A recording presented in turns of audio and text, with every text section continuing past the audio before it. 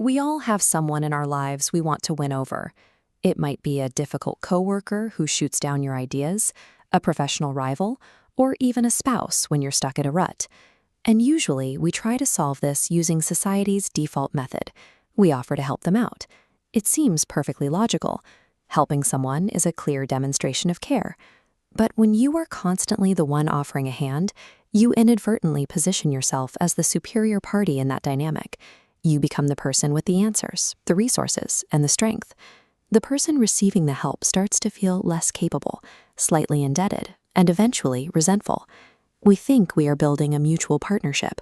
Instead, we are treating the relationship like a transaction of competence, highlighting our own strengths by quietly pointing out their deficits. Standard helpfulness often backfires because proving your own capability does not inherently make other people trust you.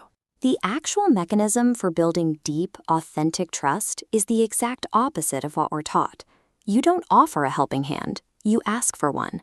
This 18th century Pennsylvania assembly room is where Benjamin Franklin first managed a bitter political enemy using this exact paradox. To understand how to fix our modern relationships, we have to look closely at an incredibly specific political maneuver from 1737. In the late 1730s, Franklin was up for re-election as the clerk of the General Assembly. A wealthy, highly influential rival legislator decided he wanted Franklin out and delivered an impassioned speech actively attacking Franklin's character. Franklin needed this man's support, but he refused to grovel or debate him. Instead, he sent his rival a short note. He asked if he could borrow a rare and curious book from the man's private library. The rival was completely surprised by the request, but he complied and sent the book immediately. Franklin read it and returned it a week later with a highly expressive thank you note. The next day, the two men crossed paths in the house. For the first time ever, the rival approached Franklin and spoke to him with intense civility. They began sharing ideas, collaborating on legislation, and remained close friends until the rival died. Franklin had discovered a psychological hack that turns rivals into allies through calculated vulnerability. In 1969, researchers John Jecker and David Landy put this exact dynamic to the test. They had participants win prize money and then directly asked some of them to do the researchers a personal favor by returning the cash. The participants who did the favor ended up liking the researchers significantly more. We can see the core mechanism, cognitive dissonance. This is the intense discomfort when our actions contradict our beliefs. You can't undo doing the favor, so your brain rewrites its narrative to restore consistency. It reasons you must actually like the person. Looking at this portrait of Dale Carnegie, we are reminded of his theory that asking for a favor acts as a subtle form of flattery. Modern researcher Brené Brown builds on this exact theory, arguing that asking for help is a true measure of profound courage. When you ask a rival for a favor, you are signaling that you clearly trust their judgment and value their resources.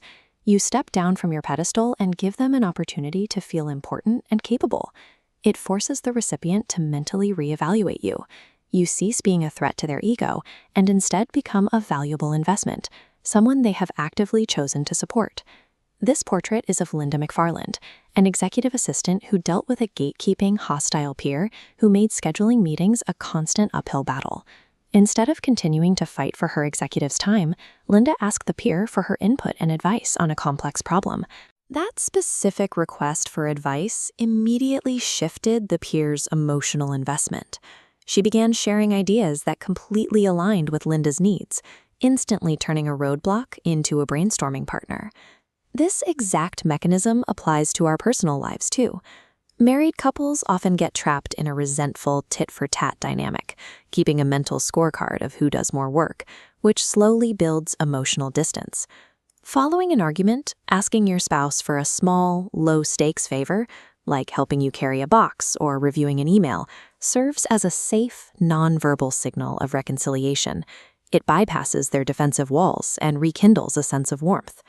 In both the boardroom and the living room, shifting away from a mindset of providing and embracing a mindset of receiving creates authentic bonds. There is a clear ethical boundary to observe here. There is a sharp distinction between a genuine request for help and a manipulative dark pattern. The Ben Franklin effect will only yield sustainable trust if your ask is completely transparent and entirely avoids exploiting the other person's time or resources. It absolutely must be a safe request. We are taught from an early age to be self-reliant, but true trust is never built through grand gestures of independence or constant displays of capability. It is built through the courage of mutual reliance. So the next time you face a challenge with an adversary, resist the urge to prove your own strength. Be brave enough to ask them to carry your load.